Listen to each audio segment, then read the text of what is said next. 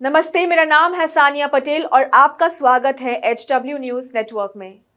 बलात्कार एक सबसे भयंकर अपराध में से एक है और मानव अधिकारों का गंभीर उल्लंघन करता है। ये पीड़ित पर गहरी फिजिकल, इमोशनल और साइकोलॉजिकल ट्रॉमा छोड़ता है, जो अक्सर जिंदगी भर के लिए निशान छोड़ता है। बलात्कार सिर्फ एक शरीर पर हमला नहीं, ये एक व्यक्ति पर मानसिक हमला भी है। चलिए जानते हैं आज की इस न्यूज रिपोर्ट में क्या है।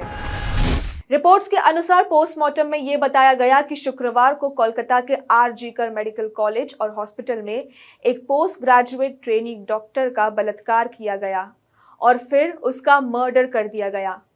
राज्य सरकार द्वारा चलाए जा रहे इस हॉस्पिटल में जूनियर डॉक्टर्स के विरोध प्रदर्शन और बीजेपी के लॉ एंड ऑर्डर पर चिंताओं के बीच एक व्यक्ति को इस केस में अरेस्ट किया गया और 14 दिनों के लिए उस व्यक्ति को पुलिस हिरासत में भेजा गया।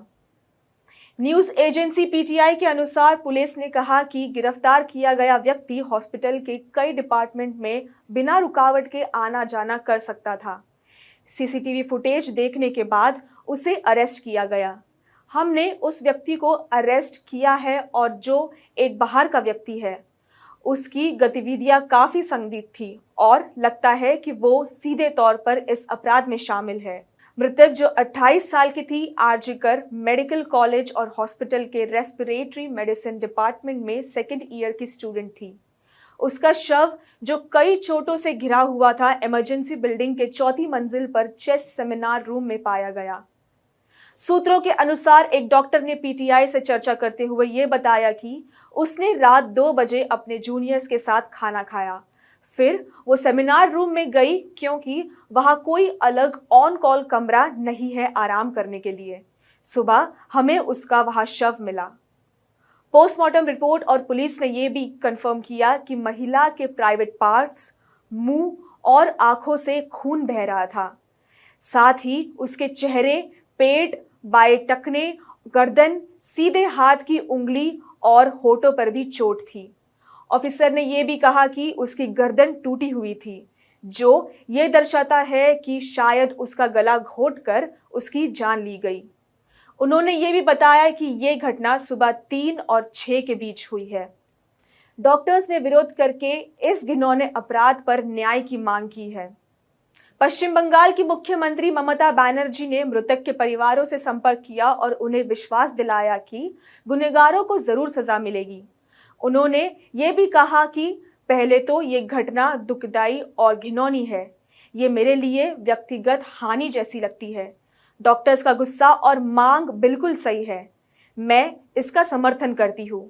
पुलिस ने भी उनकी मांगे मान ली है। मैं कल झारग्राम में थी, लेकिन मैं पूरी तरह से घटनाक्रम पर नजर रखे हुए थी। मैंने मृतक के परिवारों से बात की और उन्हें यकीन दिलाया कि इस केस में उचित कार्रवाई की जाएगी। मैंने इस केस को फास्ट ट्रैक कोर्ट में ले जाने के निर्देश दिए हैं। जरूरत पड़ी तो दोषी को फांसी की सजा भी दी जाएगी, चाहे मैं कैपिटल पनिशमेंट के पक्ष में ना हूं, लेकिन उन्हें सबसे कठोर सजा दी जानी चाहिए। नेशनल क्राइम रिकॉर्ड्स ब्यूरो के अनुसार, जिसे NCRB भी कहा जाता है, 2022 में देश भर में 31,516 रेप के केसेस रिपोर्ट किए गए।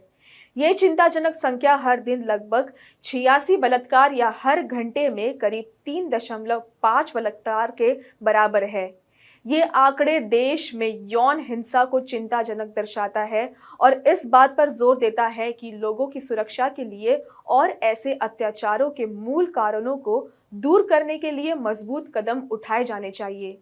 इतनी बड़ी संख्या हमें याद दिलाती है कि सभी नागरिकों की सुरक्षा और न्याय सुनिश्चित करने में अभी भी कई चुनौतियां बाकी है। आज के इस न्यूज रिपोर्ट में बस इतना ही। बने रहिए हमारे साथ HW न्यूज नेटवर्क में। Stay ahead with our cutting-edge news app. Instantly access the latest shorts in just 1 minute and breaking news in just 50 words. Download now for a smarter, faster news experience.